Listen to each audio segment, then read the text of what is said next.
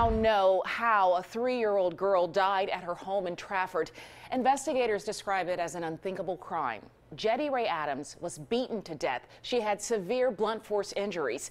WIAT 42 News reporter Paris Solomon is live outside the Jefferson County Sheriff's Office with more on why investigators arrested the girl's mother and her mother's boyfriend.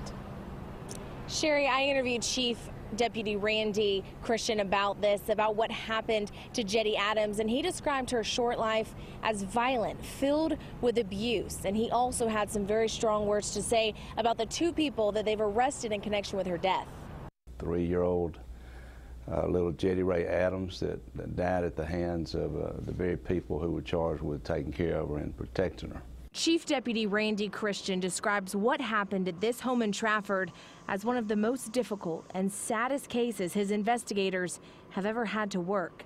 According to the coroner, this 3-year-old little girl was beaten to death. And if it can get any worse than that, you know, she didn't die instantly. She suffered. We think that likely, you know, where she was found, she probably was feeling sick and went out there and laid down on that mattress on the porch. And if the story is not unbelievable enough, no one checked on her throughout the night to see if she was okay or get her any aid.